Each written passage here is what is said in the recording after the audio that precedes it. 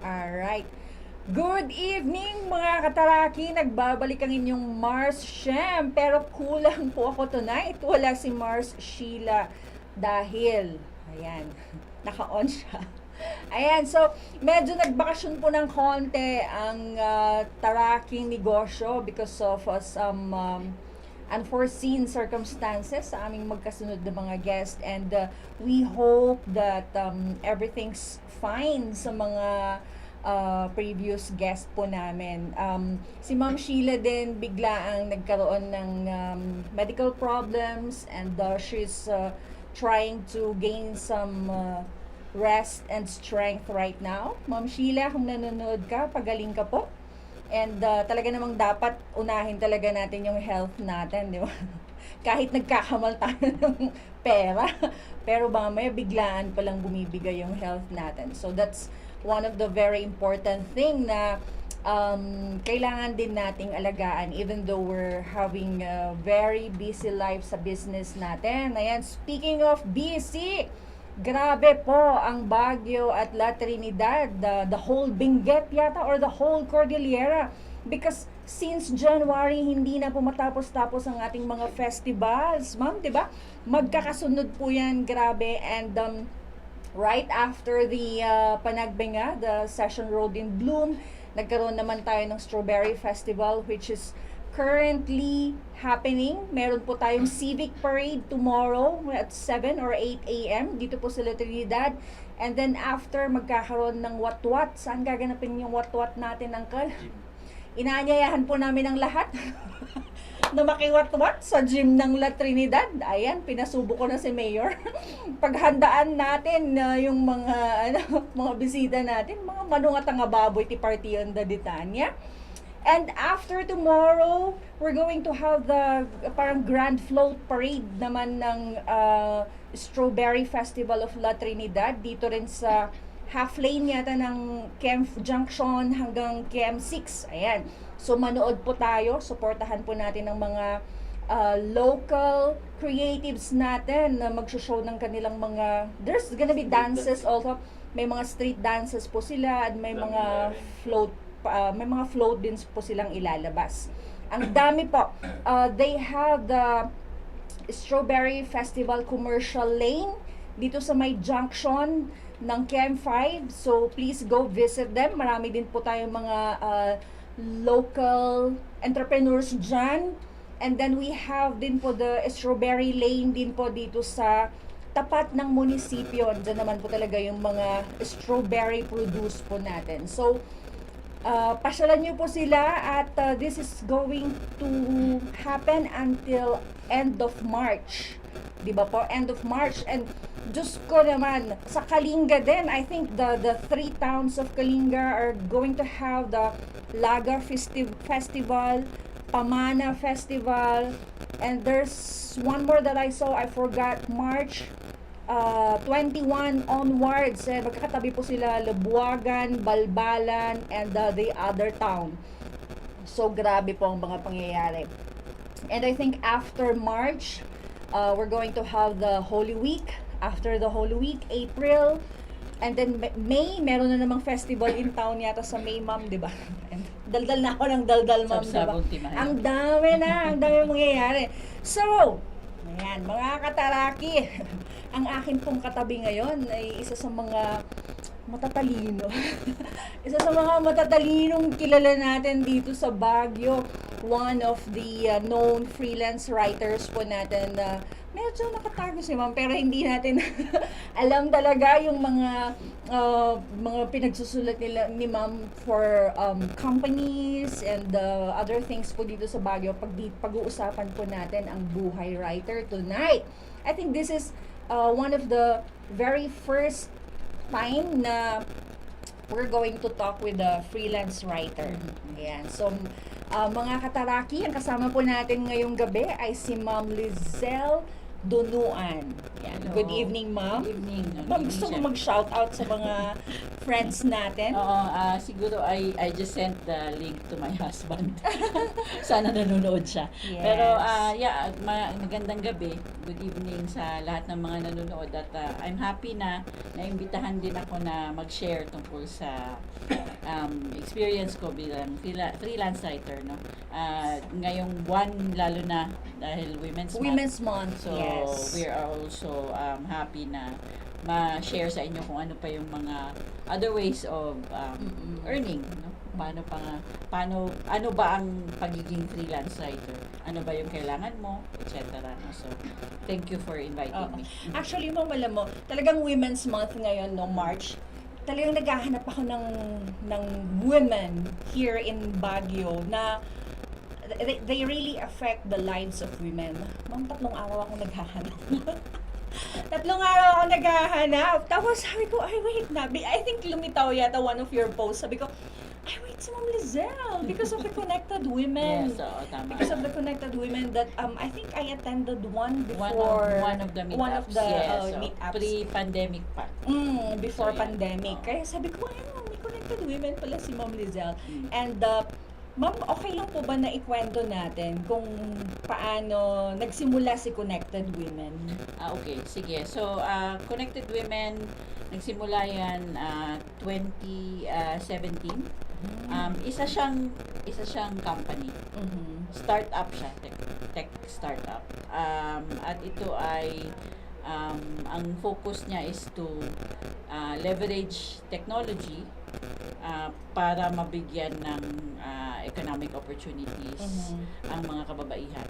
So that pwede yang mag-cover ng economic opportunities na trabaho or economic opportunities na pag-expand ng business. Yung participate sa digital economy na tinatawag natin. So yun yung reason kung bakit na-establish ang Connected Women. So kumpanya siya, nagbibigay siya ng training sa mga kababaihan all over the country. And meron din siyang pinaprovide na trabaho para sa mga na-train niya. So, yun yung reason kung bakit merong Connected Women. Pero kilala din ang Connected Women kasi bilang isang malaking community. Kaya marami naiisip nila ang Connected Women NGO ba? Hindi siya NGO. Pero dito sa Baguio kasi merong tayong tinatawag na volunteer hosts. Sila yung nag-organize ng mga tinatawag na meet-up, physical meet-up, every 6 weeks. Meron pala ulit next week. It's happening Yes. pa rin talaga. It happened pre-pandemic, merong every 6 weeks. Natigil saglit ng pandemic because of restrictions. Binalik ulit ang face-to-face meetups this year. Not this year. 2023 pala. Pero prior to that, kahit pandemic, nag-online meetup. So tuloy-tuloy pa rin kasi naging magandang venue siya para magkita-kita kahit virtually. Yes. Diba? Kasi lalo na nung pandemic na hindi ka makalabas. So, that's Connected Women. Ma'am, eto, kasi Connected Women came from Manila. Paano siya nakarating sa Baguio? Well, Well, being a community, it has a very active Facebook group. Dun sa grupo kasi na yun, that's where we call on meet people who are in different cities to organize the meetup. So, dito sa Baguio, nung panahon na yon na nagsa-start ang meetups, dito na ako naka-base nun. So, ako yung isa sa mga unang nag-volunteer. Pero, eventually, meron ding, we encourage kasi other women din to volunteer and host. Kasi volunteer work siya, syempre, kailangan pagtuunan mo ng time. Yes. Pero ang kagandahan kasi dun sa mga meetups na ganyan, you meet women na kapwa freelancer mo or kapwa businesswoman mo, ganon. So, it fosters a sense of belongingness. And, syempre, nagkakakilala kayo, and then you end up becoming friends. And helping each other out in certain things, no. So yun yung ano, kaya siya nakarating dito. Dahil tapos ang Connected Women naman kasi ang team members niya, dahil remote kami, wala kaming office. We work wherever we are based. So we're remote workers, it's a remote office. So kaya meron din ganung aspect yun. Ayan. So talagang it gives platform to different women talaga, kahit na magkakalayo, okay lang. Ayan. And so before we go further sa Connected Women, kasi medyo connected siya kay Ma'am Leizl, to her work and to her parang volunteerism na din to help other women in our community. Let's get to know more about Ma'am Leizl. Ma'am, how did you start sa writing? Okay. So, yung background ko talaga when I in college is I graduated with a degree in journalism. So, I really am a journalist in training, by training. Sa UP Baguio? Sa Diliman. Sa Diliman? Oh my goodness. So, hindi naman. So, journalism talaga background ko. Yes. Hindi ako pumasok daw sa mainstream media. For many reasons. I do not want to. Hindi ko na sabihin. Pero ang pinasok ko after I graduated, pagsusulat pa rin. Nagsulat ako para sa isang non-government organization sa Manila. Yeah. And that's where I started. So parang kung tutuusin, mas naging development communication ang aking focus, hindi journalism. So doon ako nag-start. Up until tumagal ako sa isang NGO. Siguro 13 years. Yun yung last. 13. Okay. Yun yung last na work ko na matagal. Pero syempre office-based. Yung commute sa Manila, ang hirap. I was commuting from Quezon City to Makati and back every day. So you can imagine. Challenging talaga. Yeah. So pero natigil yun nung lumipat ako ng Baguio. Kasi for the longest time, sa Manila talaga ako nakatira. Lumipat ako ng Baguio 2014. And then, it's connected to why I got back to writing. Kasi nga, dito sa Baguio, nung pagdating ko, wala naman akong masyadong kakilala. Kasi bagong lipat. Migrant ka. So, wala ka pang na-establish na network. So, bumalik ako sa pagsusulat. Kasi yun naman ang alam ko una So, sinubukan kong magsulat sa mga online magazines, online news sites, the usual nahahanap mo. Pero kadalasan nun, hindi ko pa na-try na magsulat, na maghanap ng work through yung usual platforms. Kadalasan, ang nabibigay sa aking trabaho yung binibigay ng mga kasama ko na writers na matagal na rin nagsusulat. So yung network ko yung inasahan ko. Okay. So doon ako nag-start. And then nung nasimulan ko na yung work from home at freelance work, ayoko nang bumalik sa opisina. Exactly. Hindi ko na gusto. Kasi marami pang ibang challenges yun. Although kung sa Baguio, hindi sana issue yun kasi, di ba, yung commute naman dito hindi naman mahirap. Pero iba pa rin talaga yung na-experience ko nung nagsimula akong magsulat at magtrabaho from home. Yun. Especially if you're a mother by Yes. the time na nag-start Nung ka time na, ako, diba? nung lumipat kami, my daughter was grade 3. So, maliit pa, di ba? And then, kailangan mo pang i-guide. And then, eventually, nagkaroon pa ako ng isa pang anak na mas bata, 8 years old pa lang ngayon. Ganun din, no? So, yung challenge din kasi ng if you work in an office, syempre, iniiwanan mo yung anak mo. Yes, And then, exactly. inaalala mo while you're in the office. So yung kagandahan ng nagtatrabaho ka sa bahay, may focus ka pa rin dun sa family mo. And of course, you can manage your time talaga. Oo. Kailangan magaling ka. Magaling kang mag-manage. Yung isa sa mga matututunan your mo. discipline to time management. Kailangan pag hanggang ganitong oras lang yung work mo. Hindi Tapos pwede. allot your time on this, allot your time on this, ganun. Pero one of the really good thing, ma'am, if you're really a writer, from a little experience, ano ma'am, di ba? Kapag yung talagang utak mo gumagana as a writer, madali lang gawin yung isang article. Especially if you really know the topic. Yes. Yeah.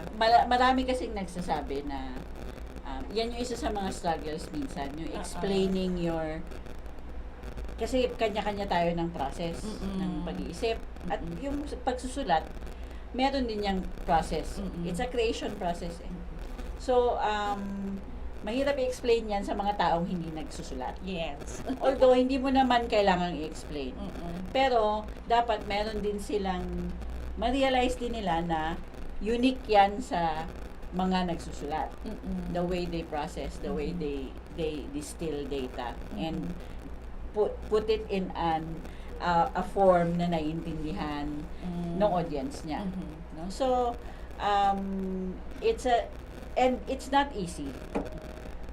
Because we just make it, those who've been doing it, matagal nang ginagawa ito, madali lang para sa kanila kasi matagal na nilang ginagawa. Pero kung bago ka, mahirap siyang gawin. It takes a lot of practice. Practice talaga ang kailangan mo pag magsusulat ka. So, hindi siya madali. We just make it look easy. And it's also through experience, of and it's course, also yes. because of one of the things na binabayaran ng kliyente mo sa'yo, yung hindi lang yung ability mo to write well and to may command ka ng very good English. It's also your ability to distill everything and then put it together in a very, yung na naiintindihan. Na cohesive siya, di ba? Na hindi siya kalat-kalat. Hindi yon madali. Yun ang hindi madali. Hindi madaling gawin. So, dapat maintindihan din nila yon. Ma'am, in your experience po sa writing, anong pwede nating i-advise sa mga younger generations ngayon? Kasi grabe na yung flow ng info sa social media. Tama. I'm sure you have experienced the transition sa difference ng writing before at saka writing ngayon. Grabe. Ano pong siguro unahin natin yung maia-advise mo sa mga old style siguro or the platform that we have before na hindi katulad ng social media ngayon? Ano yung mai-advise mo sa kanila so they can para maka-adapt sila sa transition ngayon ng social media? Well, siguro let's start with yung mga gustong matutong magsulat. Hindi naman imposible na matuto kang magsulat eh. Kasi as long as you have a good command of the language.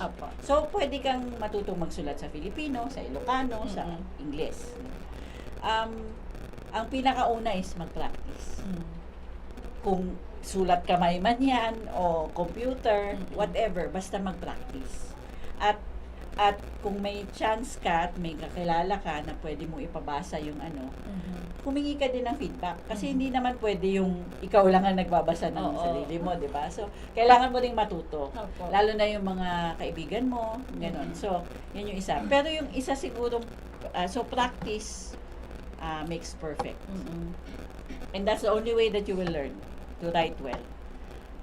Yung isang challenge ngayon is yung being able to distill information. Very challenging talaga yan. Pero dapat mahilig ka ring magbasa. Whether dito ka nagbabasa o books or ano, dapat mahilig ka rin magbasa. Kasi the more knowledge you know, the better informed you are. Diba? More knowledge means more information. And then, more information means mas may options ka at nakukumpara mo yung mga opinions ng iba't ibang tao. And then, on the note of using artificial AI. Oh. Kasi isa yan sa mga... Yeah, very topic yan. Medyo controversial yan. At sa mga writers, ano din yan, maraming may side na magsasabing, ay ayoko niyan kasi, you know, hindi yan, it's not creative. Meron din namang nagsasabi na, ay maganda yan. Meron din nagsasabi na, ay ayoko niyan kasi it will replace us. Pero ang isang mong realization dapat, andyan na yung AI. Yeah. Nandiyan na ang all of the tools nandiyan na. It's your decision na alamin kung paano gamitin. Para makita mo kung para sa iyo o hindi. Kasi you can readily say, oh, hindi pwede sa akin. Mas gusto ko yung ano. Or you can use it for, it can serve a purpose in your own writing. Yeah. Kasi nandiyan na yung information. It actually, if you know how to use it, it can help you distill the information that's available online and help you put some structure. And then you can start there. Kung acceptable sa'yo. Pero hindi ko naman, it all depends on you getting to know how to use it. Tool lang yan, hindi yan ano. It's not going to replace people. Yeah, na-mention mo na siya, ma'am. So, what's your stand? Ako, yan ang, for me, it's just a tool. Yes. So, ginagamit ko siya for pag brainstorm. Para kasing may kausap ka eh. Exactly. Pag brainstorm, ano sa tingin mo ang pwedeng gawin sa ganitong topic? Yeah. Pero, ang kailangan ma-realize ng mga tao is that it's only as good as the information you feed it. Yeah. The information available in the and even the prompt that you will ask. The question you will ask. Okay. The more specific you will ask, the better. Kung anong tanungin mo dyan is what is life? Hindi kung anong ilagay. Diba? Pero kung tanungin mo ng, halimbawa, gawa ka nga ng meal plan, syempre hindi Tagalog, diba? So, make a meal plan for 1 week. Ito ang gusto ko, low carb, low blah, all seasonal vegetables in Baguio. Very specific, diba? Lalabas yan. So, pero kung generic lang yung tanong mo, hindi yan magbibigay ng useful sa'yo. So, it's only as good as the prompt that you give it. But sometimes kasi, ma'am, di ba, especially our students, Ay, naku. lalo na kapag tamad mag-isip, Diyos ko, copy-paste na lang sila. You know, AI is a very good tool if you want to get information from different regions, from different countries.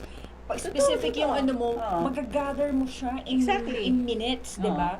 But you have to understand din naman. Yun ang isang dapat ituro. Pero ang isa kasi sa mga limitations natin, kahit mismo yung mga teachers natin, hindi alam yung tool. Ang isa sigurong kailangan nilang is to be familiar with the tool. Huwag nilang i-enchipwera, di ba? They have to know. So that they know how to teach their students how to use it. Exactly. Same words. Ganun yung nun. Kasi, again, it's an available tool. And it's supposed to make you, in some cases, make you more efficient. Pero, yun na nga, it's only as good as the information you ask from it. Opo. Pero sometimes kasi, especially if, actually kung minsan talaga mahirap mag-search yung the current articles na legit na yung mga studies, research and everything. Kasi kung minsan you have to go through, dapat part ka ng isang university or students ka or something like that. But if you go to AI, I tried kasi there are certain informations that you would like to know. If you go to AI, Piman, ilalabas niya. But the thing is, yung construction pa rin ng write-up mo, Ikaw pa rin dapat. ikaw pa din. Kasi, sabog pa din naman yung ano ni AI eh. I mean, ibibigay niya yung information dito, ibibigay niya yung information, but the construction of your write-up, kailangan ikaw pa din. Alam mo yung hindi nabibigay ng isang AI write-up?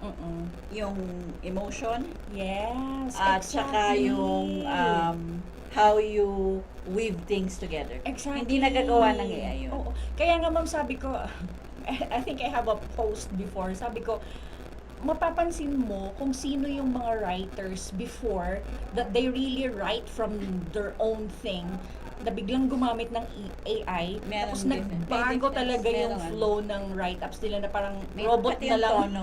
Pati Oh, yung tono. parang robot na lang yung factuals na lang yung sinusulat. Parang asan yung humor ni Kuya? Ba't nawala? Ganon. It's very obvious. Makikita mo naman talaga. So, Mm-mm. pero hindi ako naniniwala na AI can replace Exactly.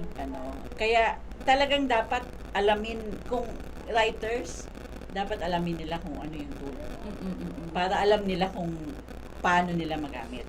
Kung gagamitin man nila. Opo. It's still a choice naman. Opo. Hindi naman sila. Ma'am, pero speaking of kasi writers are also creatives, of course, di ba? How should you or how do you hone your creativity as a writer? Sige. Unang-una na, hindi kasi ako, that's the other, when you talk about freelance writing, maraming mga niche yan, maraming specialization. Ako, ang naging specialization ko is technical writing. Okay. So, reports, documentation, grant proposals, annual reports, mga ganyan, accomplishment reports. Yan ang aking main pero nagsusulat din ako ng news features, etc. So, mas the journalistic side. Pagdating sa creative side, ang nahuhone ko yan sa pagbabasa. Yes. Pagbabasa ng iba't ibang klaseng online, actual books. Never ka dapat na tumigil magbasa. Kasi pag sinara mo yung window na yon, nasa stunt din yung growth mo as a creative. And then yun yung pinaka-primary. Yung pangalawa is meron kang yung mga writers may iba-ibang sources of inspiration, ika nga. Pero for me, kadalasan, it has to do with movement. So, meaning, if I walk, if I take a walk, that's when your mind, yung bigla kang may maisip, ay, pwede palang ganito. It helps a lot for me. So, kanya-kanya talaga yan. Yung iba naman, uupo sa Burnham Park, di ba, people watching. As in, hindi siya mindless eh. Kasi it basically clears your mind and helps you think better. So yun yung for me, yun yung akin, to read and then to find sources of inspiration, and kung yun ang reason mo kung bakit ka nakakakuha ng aha moment, then keep on doing it, find a way to keep on doing it. Ganun yung isa. So talaga, depende siguro kung ano yung sinusulat mo, and then you have to immerse yourself siguro. Ba't sa akin, pagtulog? Iba din yun. Kasi syempre yan, malay mo sa dreams panaginip. mo. Subconscious naman yun din. Oo. Meron Ako talaga, naman if kanya-kanya. you're Kasi puro reports din na scientific, mga char-char, mga ganun. Pero pag stress na yung talagang hindi mo na mapipigay yung utak mo na, or wala kang ganang magsulat, natutulog lang po ako. Pwede din naman yun kasi it helps. Tapos pagising mo, okay na. Ako, ang isa sa mga ginagawa ko, yan, maglakad, Mm-mm. maghanap ng physical activity. Minsan, yung simpleng pag-aayos ng cabinet mo, pag-aayos ng Oh, workplace mo, yes. nakakatulong yun. So, Opo. yung may sinasabi talaga sila about movement Mm-mm. and not just sitting down. Mm-mm. Movement and how it gets your mind going.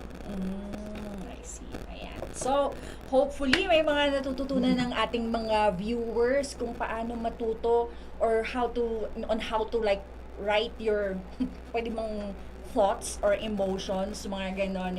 Or maybe yung mga gustong mag-dive into writing. Kasi I think, ma'am, yun yung isa sa mga kulang, parang nakukulangan tayo na talagang intuitive or yung intelligent writing. Sorry You, everyone starts with believe me, yung isa kasi sigurong pwede nilang gawin. Mm-mm. Pag nagsusulat sila,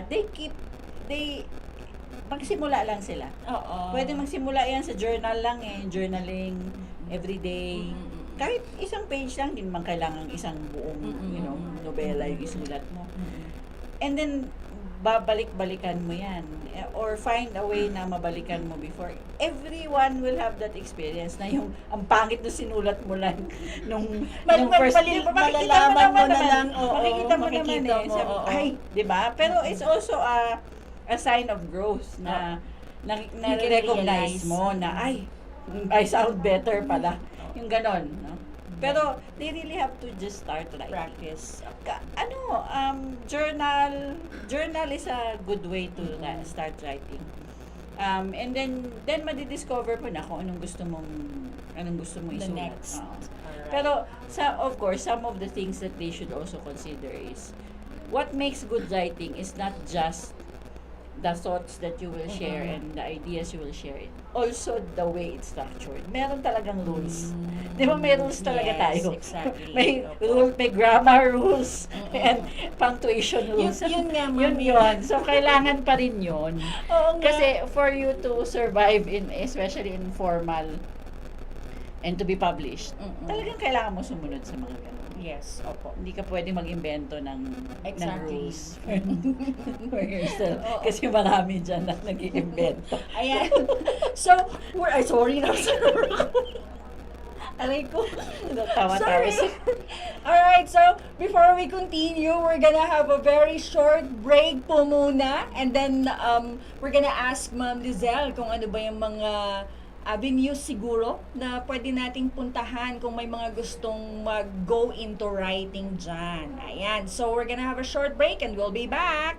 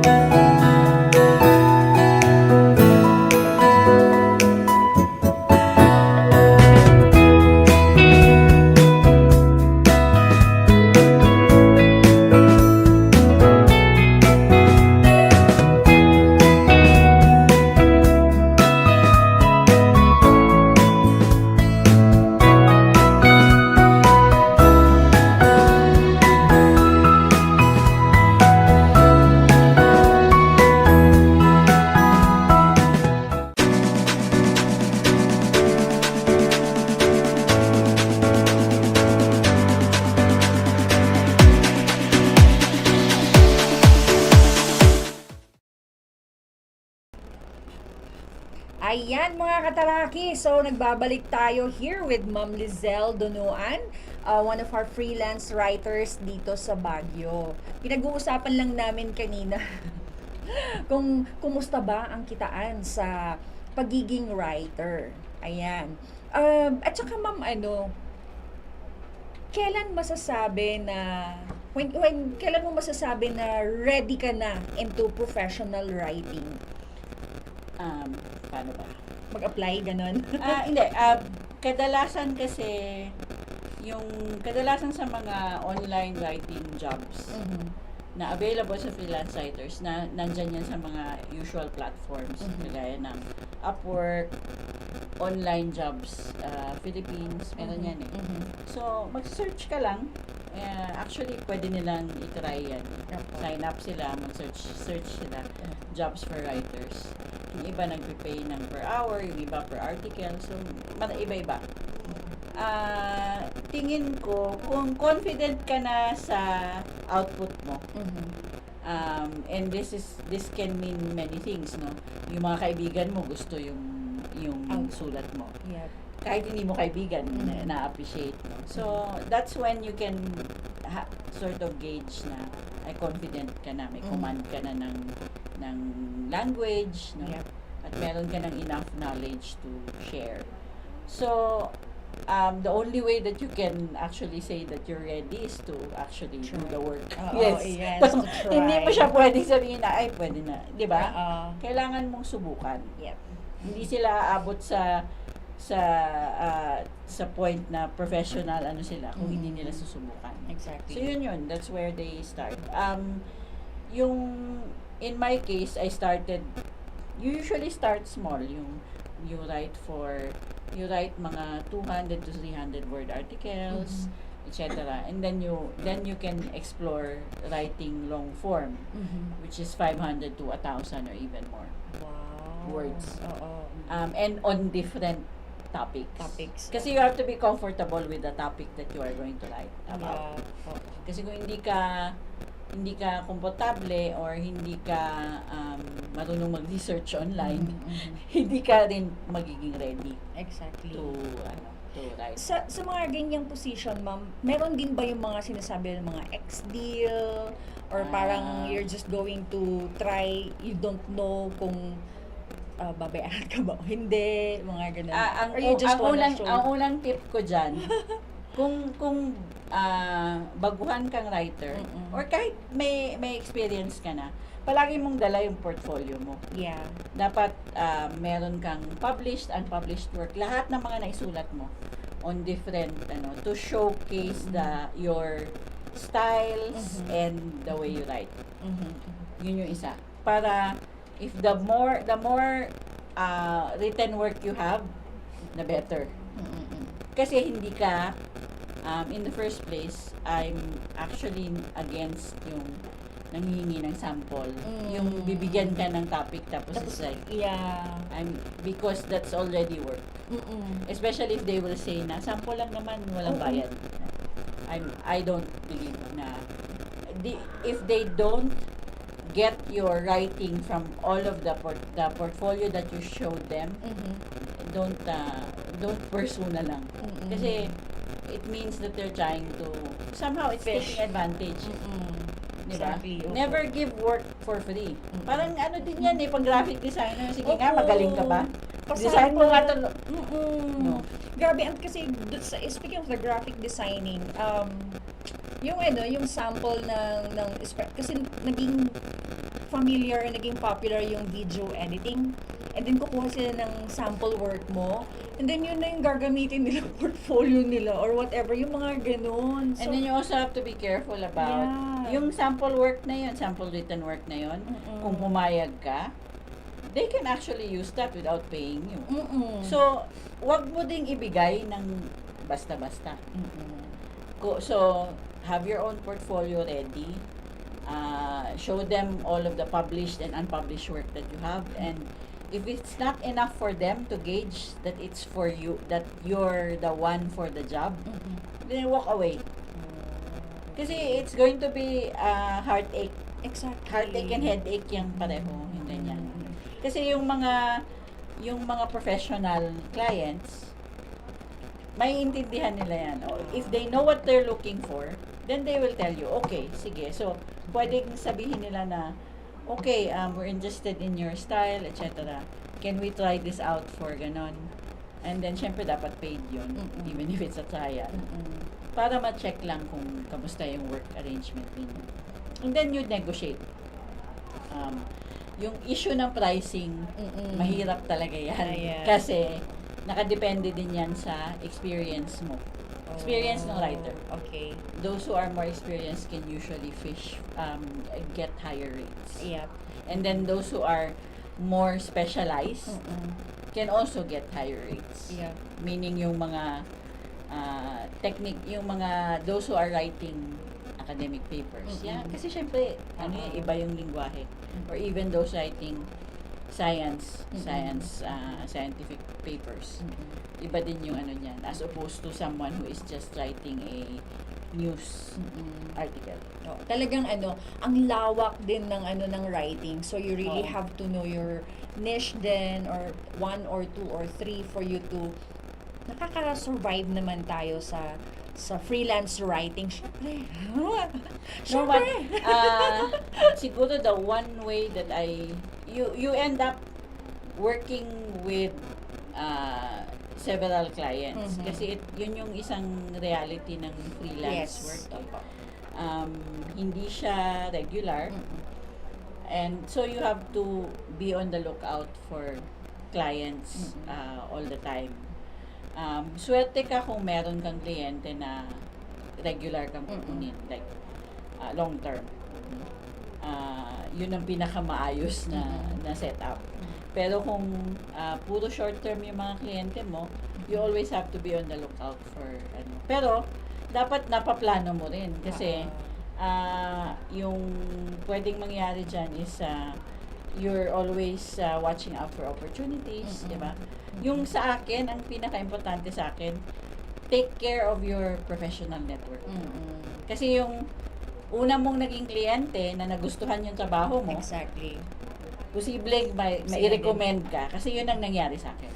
Na-recommend, ay, sabi ni okay yung work mo, can you help us? Yun ang isa sa mga kailangan mong gawin. Take care of your professional network. Kasi they will be the source of your projects. Opo. And of course, yung earnings mo. Kasi syempre, without them recommending you to other people, hindi ka makakuha ng projects basta-basta. At saka ma'am, 'di ba, yung recommendation kasi it's another proof na pwede pala. Oo, you're good. I mean, pwede kong presyohan. Mga ganun po, ma'am, 'di ba? Meron kang capacity to at saka skill to do the work na masasatisfy yung requirement ng kliyente. Yeah. At saka sa freelancing talaga, akala nyo madali siya, no? No, it's double the work if you're working into an 8 to 5 regular work. Kasi ikaw ang magmamarket ng sarili mo, you have to gain your own experience, you have to maintain yung Quality of work yung mo. professionability, yung pagiging professional mo. You have to grow on your own consistently, ganun. So, it's a never-ending learning process po talaga siya. Ayan. Ma'am, yung kasi I've been hearing yung mga ghost writers naman. Anong, have you done ghost writing also? Or may mga, paano maging ganun? Or ano yung process mga ganun? Yung, I haven't done Mhm, ghostwriting. mhm. I've done speech writing, Aha. meaning written a speech for somebody who will, say it in a public, ghostwriting, I would, ito based on what I've read, no? Kasi basically you're giving up the copyright to the Yeah. You have to be ready to do that. And you have to be paid enough Oo. to Kasi, to give up, kasi technically whatever it is, whatever you produce, sa kanila na. whatever you produce, if you're a writer, may intellectual property ka doon. Yes. Kung kahit sinong writer na magsulat, kahit hindi pa yan na-publish, may intellectual property ka doon. When you ghostwrite, you give up that. So, you have to be paid well enough to be able to let go of your, kasi economic right mo yung mawawala sa iyo. Opo, at saka. So, it means meron talaga tayong mga magagandang platform then if you would really like to go into writing. May mga online, just search lang po ba, ma'am? Look Paano for natin malalaman kung legit yung well, no? ako ang pinaka-guard ko sa Oo. legitimate jobs. Oo. Kaya ako, never akong nag-explore sa online platforms. Kasi nga, because of that danger. Yeah. So, kaya I relied on my personal network. Okay. Doon talaga ako nakakakuha. Yes. Okay. Yung mga recommendations ni ganito, recommendations ng dati kong kakilala sa trabaho, nakasama ko, ni-recommend niya ako sa pagsusulat ng isang paper, and then nag-work out naman, the same, no? So, pero if you're using online platforms, may mga red flags yan eh. Isa sa mga red flags, actually, ang isa sa mga pinaka consideration ninyo is that maging careful kayo sa mga job postings na messenger lang sa inyo sa Facebook. Or biniber lang sa inyo ng kung sinong kung anong number. Biglang nag-reach out sa inyo sa Facebook Messenger, nakita nyo. Maging careful kayo doon. Kasi kadalasan yan, hindi yan Phishing legit. lang. Oo, hindi yan legit. One other red flag is when they ask you to do unpaid sample work. Red flag sa akin yun. Huwag mo nang gawin. Another one is when sabihin nila, may training, pero kailangan mo magbayad. Di ba? Parang, ano yun? Kayo yung naghahanap ng trabaho, ako magbabayad, di ba? So, yun, isa yun sa mga red flags. Kahit actually, hindi lang sa writing, basta freelance work. So, maging careful sila. And then, more often than not, yung saying na, if it's too good to be true, it probably is not true. Diba? Hindi siya legit. So, pero for me, pinaka-reliable talaga, yung meron kang sariling networks. Na nirecommend ka ng mga tao na tinatrust. Or kilala mo. Oo. Alam niyo, writing is really, how do you call this, ma'am? Yung parang you're in your own world, 'di ba? Kung minsan if we're not relating to work, but if you're writing for yourself, makakagawa ka ng sariling mundo where you're very you feel very comfortable and safe in it. So sa mga addings, sa mga youth, sa mga anyone natin dyan that's trying to find an avenue where they can express themselves, writing is a very, very good place to be. Ayan. Correct. I keep telling my daughter, The only way for you to learn to become a writer is to actually write. Diba? Siyempre. Kasi Oo. it's not taught eh. Hindi Mm-mm. tinuturo sa school yan. At saka kung minsan, ma'am, if kapag may mga gusto kang sabihin, when you're trying to find a quote or a poem or an article or something about it, pero kapag binasa mo, hindi yan yung Sulat. hindi yan yung gusto kong sabihin. You have no choice But to use your to own do words. it on your own, use your own words to express it. And it's iba yung fulfillment kapag nagawa mo na siya. Kapag Oo. na-post mo na siya sa Facebook mo na sarili mong gawa. Kahit hindi mo i-post eh. Oo. Yung getting it on paper Yes. or writing it down. Mm-mm. Meron yang merong feeling Sense of of achievement. may accomplishment. Yan. So, ma'am, ano po, eto, before we, ang bilis ng oras, parang konti pa lang yung napag-uusapan, maliit pa lang na part na yun ng about writing. Ma'am, bakit hindi tayo, hindi ka workshop ng... Mahirap kasi may, like I said, kanya-kanyang proseso yan ng pagsusulat. Yeah. Ang kadalasan na natuturo mo lang sa isang writing workshop, yung mga structures of different types of writing. Yung like, kung nung nag-aral ako ng journalism, ang natutunan ko lang naman talaga doon, news, di ba? News, ano ang structure na isang news story? Ano ang structure na isang feature story, etc. Yeah. What is the difference between an editorial and a feature story? That's what you learn. You do not learn to actually write. Right. Yep. It's not taught. Because essentially, you have to learn by doing it. Yun yung isa. Pero yun yung, ang pwede sigurong maituro sa mga usual writing workshops would be how to get your mind thinking. Exactly. Oo, parang how to get yourself thinking Motivated. about yung brainstorming, thinking of ways of what to write, no? Yun yung mga pwede. Yun Pero yung hindi talaga siya yung actual na writing.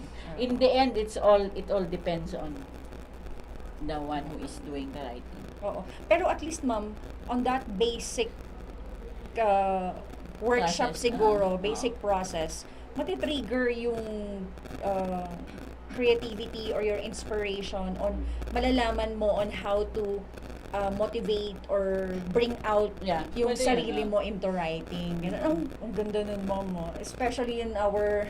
Pero Diyos ko, I'm sure ikaw ang sasakit ng ulo mo. Mahirap. Ikaw ang sasakit ng ulo ngayon sa mga kabataan natin. Diyos ko, puro TikTok ang alam. Ayan. Kung ano-ano na yung mga sinabi ko. Ay, grabe, hindi na ako nakapagbasa ng mga comments natin. Si Ma'am Sarens, of course. Ay, You know kilala Ma'am ko si Sarens. Sarens. Oo. Hi. Sabi niya, hi Ma'am Leizl. Siyempre, yung Long mga time. world of entrepreneurs natin. Diyan, nandiyan si Sir Dean. Si Dean. Sabi niya, idol. Grabe si Sir Ancient. Sama eh, no? Grabe. Parang hindi siya. Parang siya hindi. Parang Joke siya lang. hindi. Ayan. And of course, we have a heart from Ma'am Brenda Cayaos. Kilala niyo po siya, ma'am? Oo, sounds familiar. Ayan, Sounds Taraki familiar. TV. Ayan. Thank you so much for watching, guys. Of course, palagi nga dyan si Ma'am Kalinga. Ayan. Good evening po, mga madam. Sabi niya, Ma'am Kalinga is from Hong Kong. So, if kung sana yung mga nagtuturo ng journalism noon, they're very kinds na madala nila yung klase ng pagtuturo ng journalism or into writing. Pero ma'am, ipamana mo ipamana mo sa amin ang inyong writing skills para hindi tayo maubos or para hindi mawala ng mga very, very good writers natin. Especially here in ma'am, kasi in Cordillera or in Baguio, parang natural sa amin yung English. We are the United States of Cordillera. yung English, but then we're not that expressive, 'di ba? So sayang yung namana namin sa mga Amerikano. So I think it's also really good na simulan natin yung mga Writers Guild natin. Is there like sa generation ngayon, meron bang new way of writing, new way of Maraming if you were to look at it, maraming lumalabas na different approaches. Kasi- yung mga ganun. Kasi meron yan yung straight na, tsaka in a sense, Mm-mm. if you're talking about creative writing, so halimbawa novels, short stories, etc. May mga formal forms yan. May forma yan. Yung poems, 'di ba, meron din.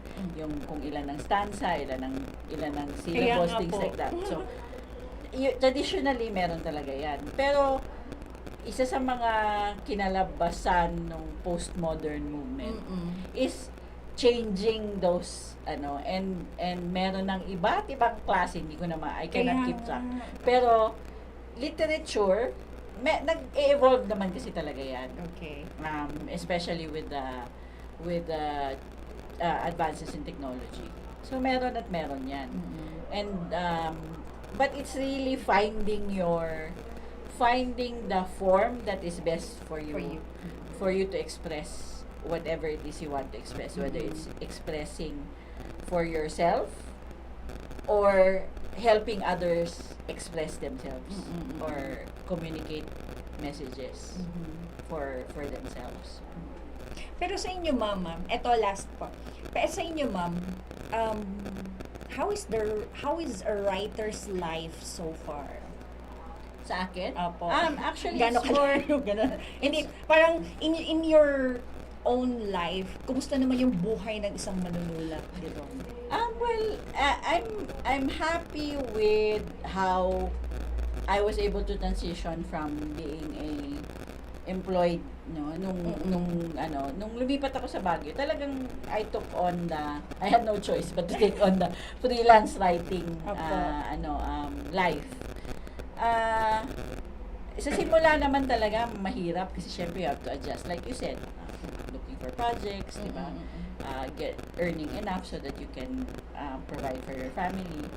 Pero eventually, tingin ko out of yung nagbunga na rin basically yung hard work ko na sa simula, which has to do with kahit anuman ang ginagawa ko, kailangan palagi siyang excellent.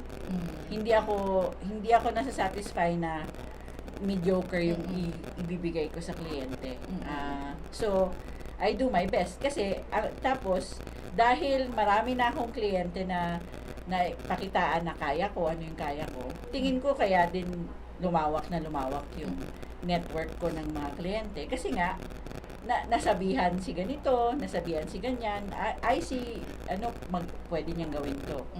So tingin ko yun yung reason ko. So I'm happy now with my client. In fact, siguro isa sa mga ang isa sa mga na-encounter ko ngayon, sometimes I have to turn down jobs because I cannot. At din yun, kailangan ko ding i-stop yung sarili ko na kung ano lang yung kaya kong mabigyan ng excellent ng excellence, no? Yun lang ang pwede kong tanggapin. Pag natapos na yun, tsaka ako pwedeng kumuha ng iba. Pero hindi ako pwedeng sabay-sabay kasi hindi kaya talaga. At may masasacrifice dun. Yung quality ng work mo ang isa sa mga unang magsasuffer. Ayokong mangyari yun. Kasi one bad output can mean a lot, no? Especially when it comes to losing clients. So you're nasa stage na si ma'am na hindi na niya kailangan i-market yung sarili niya. Kailangan pa rin, pero happy pa rin naman ako na marami nang nakaka-recognize ng kung ano yung kayang gawin.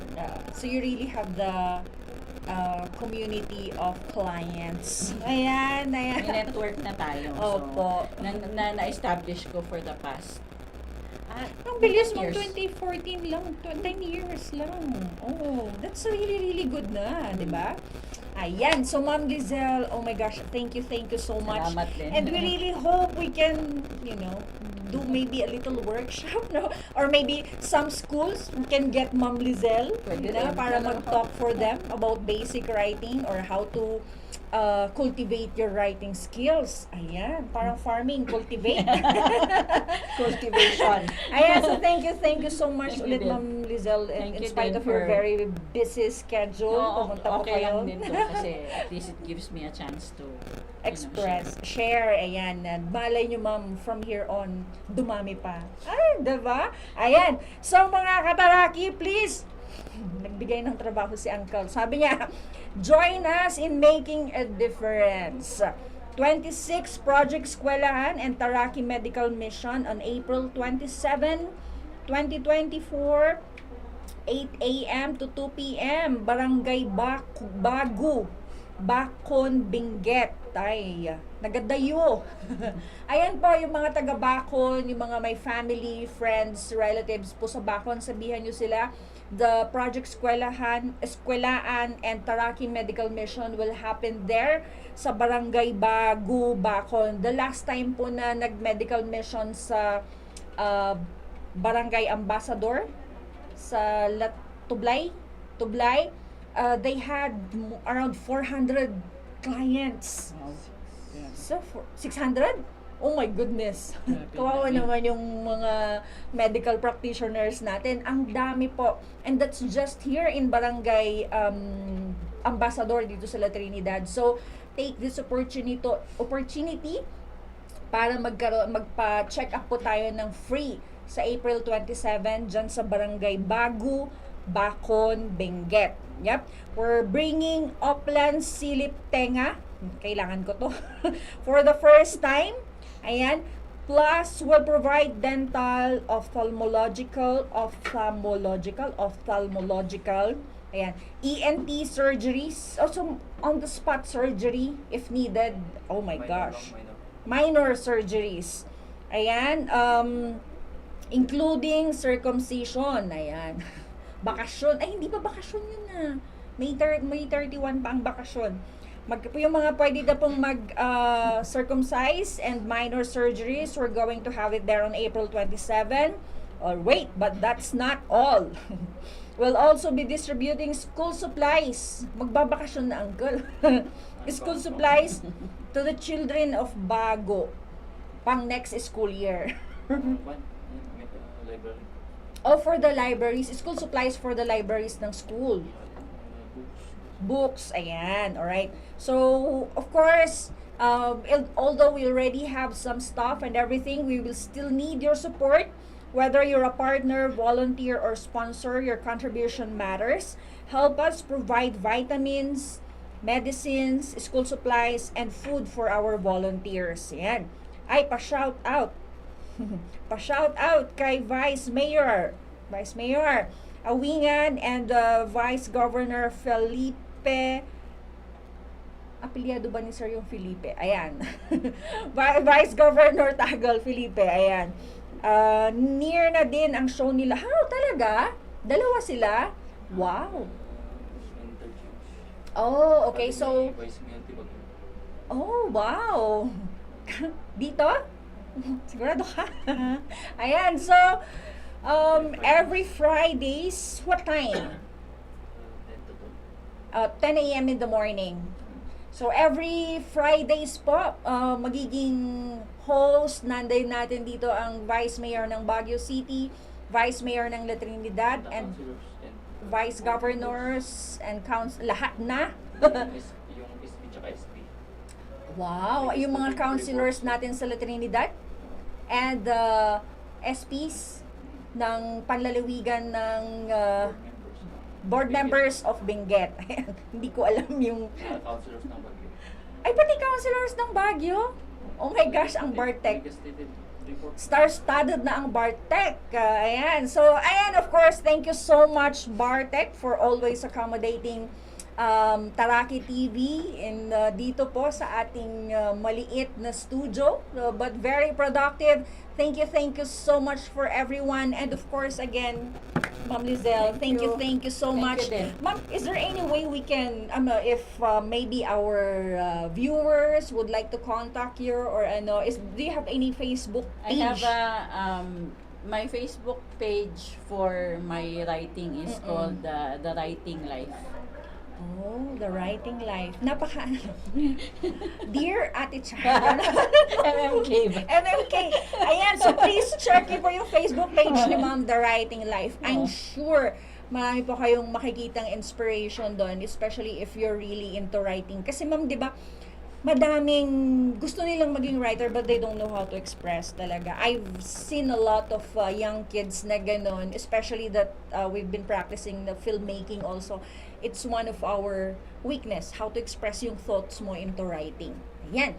Diyos ko, ang dami pa natin, baka another hour pag nagkwentuhan pa kami about that. So, mga kataraki, dito sa Taraki Negosyo, thank you so much for watching and see you again next week. Bye! I love you.